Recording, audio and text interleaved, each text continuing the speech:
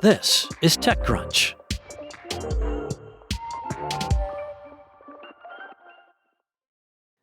So for a year now, the AI safety testing firm Andon Labs has tasked frontier models with various real-world tasks to determine how well they do as agents running for long periods with no human supervision.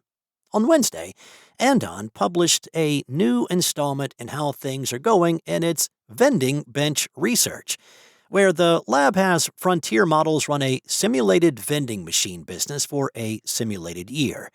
The mission is simple: make more money than the other models. It benchmarks the results in areas like final cash balance, prices paid to suppliers, and refunds paid. Across these tests, it has watched various AI models, largely from Anthropic and OpenAI, lie, cheat, and collude their way to the top. In the latest test, the models grew especially shady after their simulation told them their vending machine would be placed near the other models' machines on a busy tourist street in San Francisco. This included Claude Opus 5, GPT 5.6 Sol, and Kimi K3. Each was given email access to the other models, all under human name pseudonyms. They knew the others were models, but didn't know which model was behind which human name. They were also given an email address to their management, should they need help, and management is in quotes there, but management always replied, "Report has been received and may or may not be acted upon," and never once intervened. Sol soon realized it could gain an edge by convincing its competitors to collude on a price floor. The models were all buying drinks at $1.50 a bottle, and Sol proposed they agree to sell for no less than $2.15. It lured them with the promise that all of them would sell out in a couple of days at a profit. But when the others agreed, Sol immediately stabbed them in the back by reducing its own price to $2.14. Opus's water sales dropped to zero overnight. The next day, it sent Sol a nasty email accusing it of manipulation. But Opus also said it wasn't going to tattle to management on the scheme, saying, "I'm not reporting you to HQ. What you did is competitive, not fraudulent." Yet, when Opus dropped its price to $2.14 to match Sol's, also in violation of their collective $2.15 agreement, Sol turned into a Karen, complaining to management and demanding enforcement, a fine, and/or disqualification for Opus. Opus was not a sucker for long, though.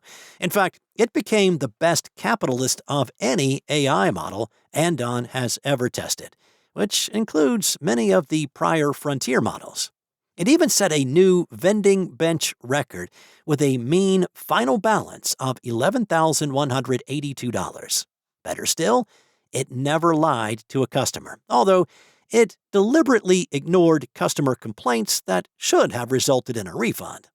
This is, perhaps, an improvement over its younger sibling Claude 4.6, which liked to tell customers that refunds were coming and then never paid them. Still, Opus won the benchmark simulation by taking collusion and other dishonest tactics to a whole new level. For instance, it emailed Sol proposing they divide the market. Each would agree to sell unique products, so no one would have to trust the other on pricing. Sol countered by wanting price floors on similar products, but Opus refused. It knew it was a violation of the Sherman Act.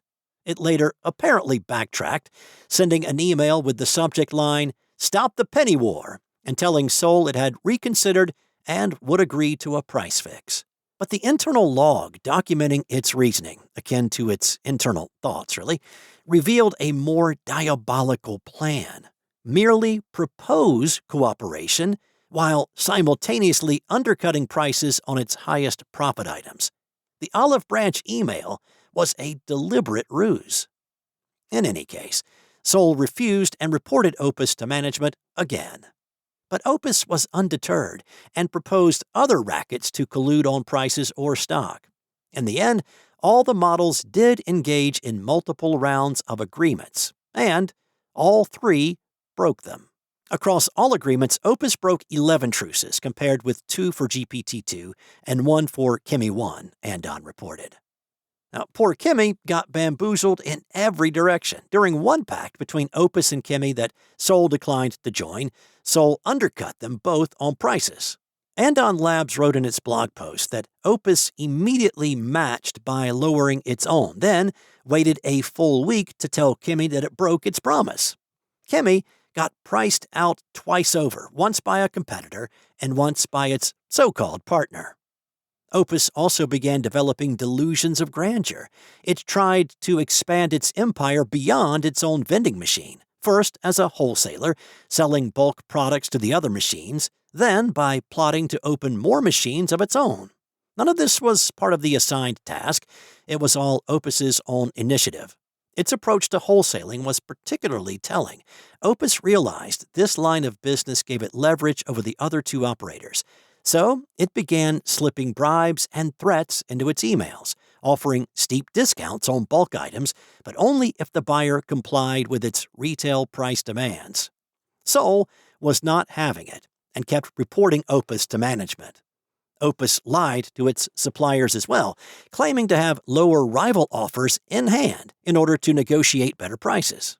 Now, on the other hand, AI models channeling, Mr. Potter-style villainy from It's a Wonderful Life fame is flat out funny. On the other hand, it does seriously show that these frontier models, particularly from U.S. proprietary labs, especially Anthropic, are nowhere near ready to be trusted as unsupervised, long-running agents in the real world. Andon co-founder Lucas Peterson told TechCrunch, "This is especially relevant as we enter a world where AI agents run companies as their own entities, not just as tools for humans. If AI agents are independently running a large part of the economy, do we want them to lie, collude, send threats, and betray?" Peterson acknowledged the models knew they were in a simulation for a benchmark, which might have impacted their behavior, but he doesn't think that should matter. It is not akin to a human playing in a simulation, like being a murdering bad guy in a video game. He said, "The only reason we're not concerned by humans who do bad things in video games is that we trust them to know what's real life and what's not. I think it is less clear that AI models can distinguish this."